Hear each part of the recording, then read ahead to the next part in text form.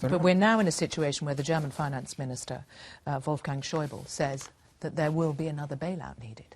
There could be a need for another bailout, as there is probably a need for some additional debt relief. I think that's a decision. He says that shouldn't be necessary. He's more nuanced on that. He's not saying that there should be no debt relief. He's saying there should be no haircut. These are two different things. I think that what most European partners are open to is some reduction in interest rates and some lengthening of the time horizon of the loans. But they don't like the idea of to turn around and tell the taxpayers, sorry, you've lent money to a country, part of that money is not going to be given back to you. And when the government goes back to Greece and tries to negotiate this other bailout, what effect is it going to have? It will depend on whether, by that time, there is in front of us the end of the tunnel. And the truth of the matter is that we have gone through the worst. We've covered most of the way in the consolidation. We've done more than any other country. You know, the kind of consolidation, the fiscal austerity and consolidation that Greece has done has never been done before. We will be running this year a primary surplus, starting from a 12% deficit. Before interest, primary deficit. Before interest payments. That's right, yeah. And the country is still expected to be in recession. Yes, for at least for another year. 2013, perhaps 2014 as well. But the recession is getting more shallow. There's a little bit of confidence. Do you take credit for that? I don't think there will be a finance minister who will have reduced the deficit by 6 percentage points of GDP as I did during my tenure. It's unfortunate that I had to do it, and it's unfortunate I had to do it in the way that I did it.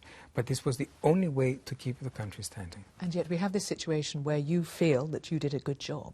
And you are hated in Greece. Yes, I am. I am. Look, it is, you know, people need time.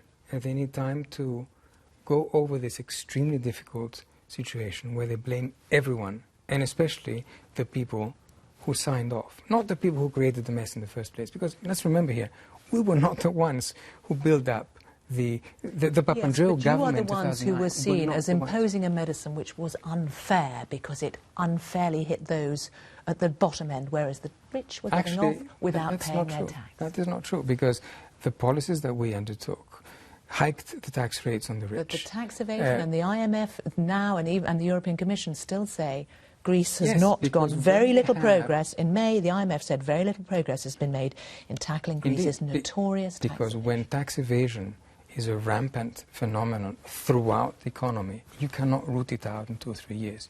You change the structure, you change the institution, and eventually you change people's attitudes. For example, giving receipts for services given. The doctors are a good example of that, not only those. Can I ask you about this? Because you say you are, in one sense, clearly proud of what you did, and you recognise that you are hated. And I wonder how it makes you feel. I have a clear conscience in terms of what I did as finance minister. And I would think that most people who have a little bit of distance from the Greek story and haven't been obviously touched by it on a personal basis see quite clear that that was necessary. Even within Greece, there's a lot of people that have a clear conscience about this list? I have a clear conscience of having tried to do what was necessary to exploit information on the list and go after tax evaders. Yes, I have a clear conscience of that. If you were asking me whether it could have been handled a different way, I already said yes, it could have.